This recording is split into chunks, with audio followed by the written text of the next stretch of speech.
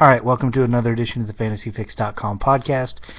I'm your host, Brett Talley, and we're here to talk daily fantasy strategy for Draft Street on July 1st, 2014.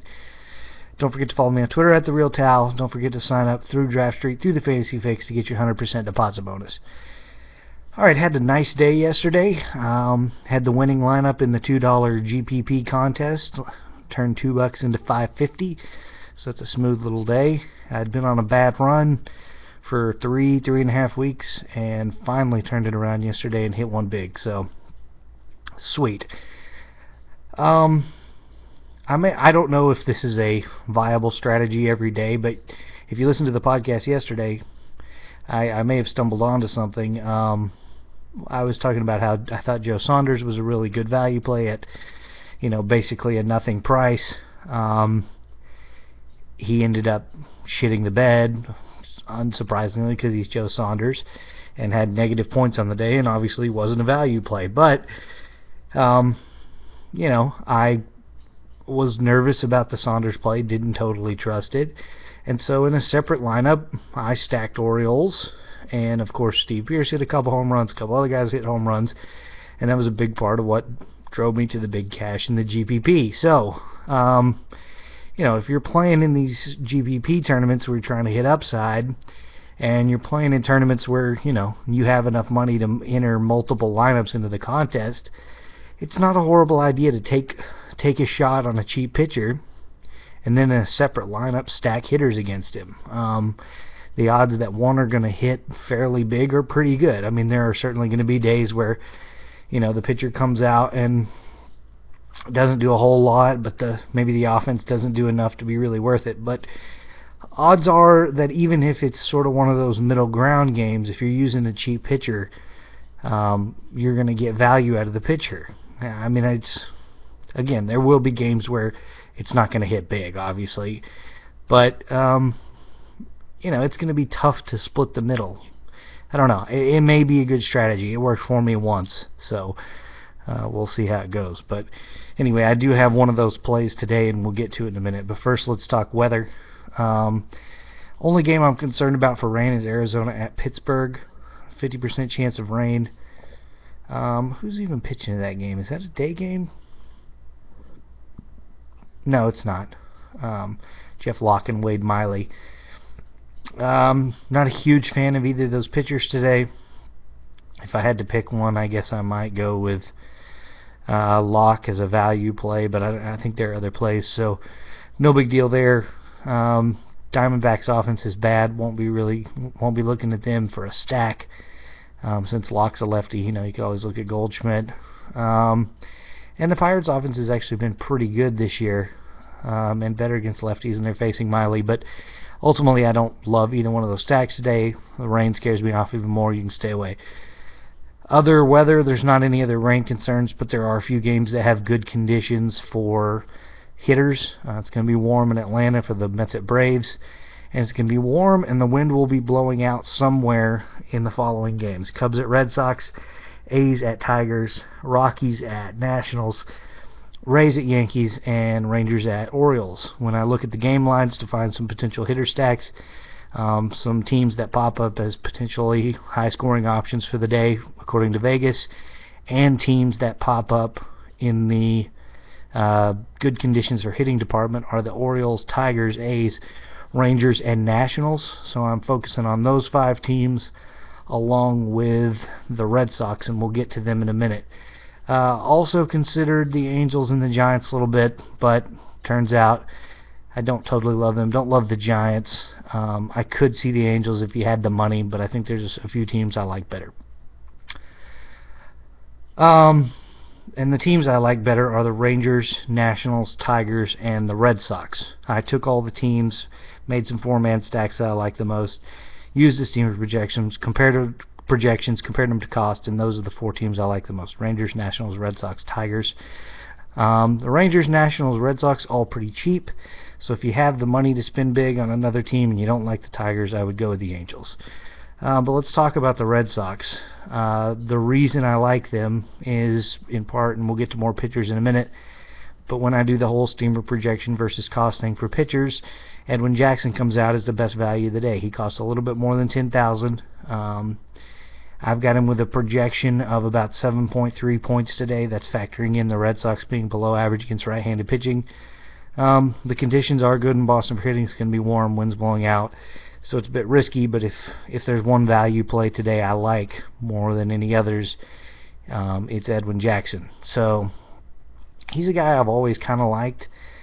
He always underperforms, so he's one of those guys who's got the better peripherals, but for some reason it just never really comes through. He does have a Sierra just under 4.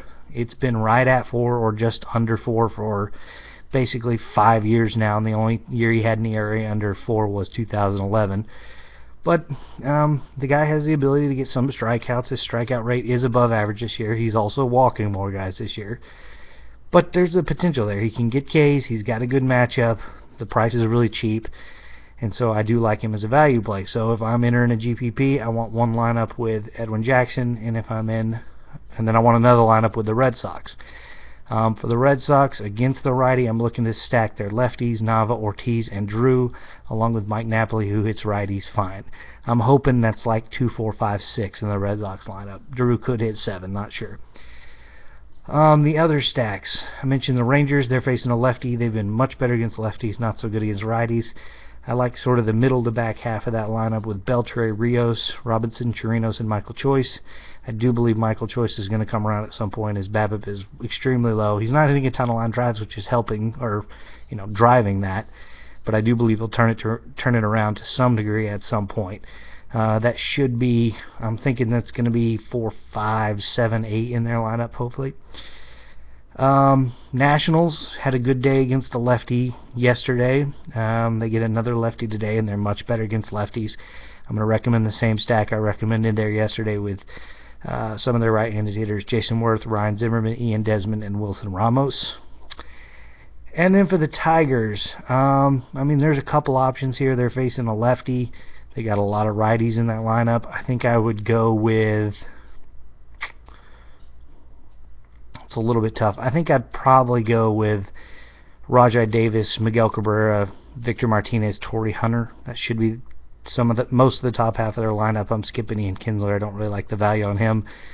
Or you could start at who I think will be hitting 9 and go back to the top of the order and just go 9, 1, 2, 3 with Austin Jackson, Rajai Davis, Ian Kinsler, and Miguel Cabrera. I did mention if you want to spend money on the Angels, they're facing a righty. Top 4 in their lineup: Calhoun, Trout, Pujols, Hamilton. Alright, pitchers. Obviously Edwin Jackson I mentioned as my value play for the day.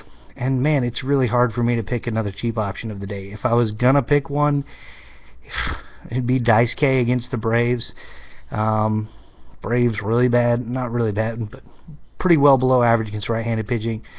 Dice K hasn't been great, but he has managed to get some strikeouts.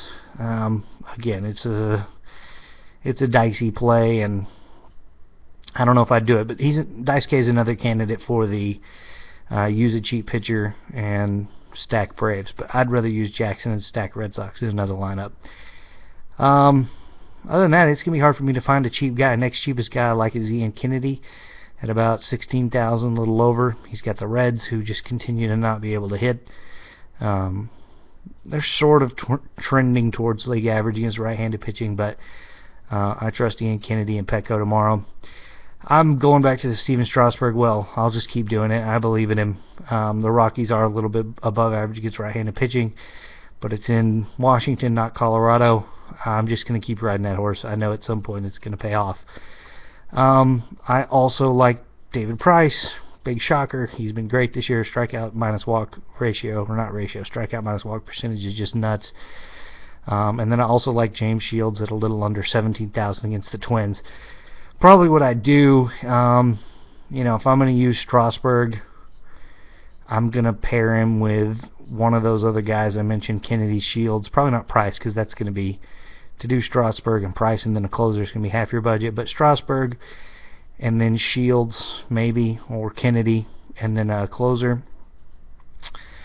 And then I might do Price and either the other guy I didn't use, Kennedy or Shields, and a closer. I don't know how I'd work Edwin in there, though. It might be nice to do Edwin, Kennedy, Shields, because that'd be about $43,000. I'd leave $57,000 for hitters. Then you could do Strasburg, Price, and a really cheap closer, and maybe only spend $48,000 and have a little more left over for hitters. Don't love that. I'm probably just going to avoid Price is what I'm going to do. I'm going to do Jackson, Kennedy, Shields, and one. If I'm doing 2 GPP lineups like I mentioned earlier, I'm going to do Jackson, Kennedy, Shields with no Red Sox stack in that lineup. Then I'm going to do a lineup with a Red Sox stack with Strasburg, and then either Kennedy or Shields, whoever I decide I like more, and a closer. And then spend, roughly 60-40 more on hitting than pitching, maybe 58-42. So, alright, good luck to everybody tomorrow. I will be back on Friday, July the 4th, early in the morning with another podcast for you. Draftster has the big $50,000 big score going on July 4th, so we'll be back to talk about that. Good luck.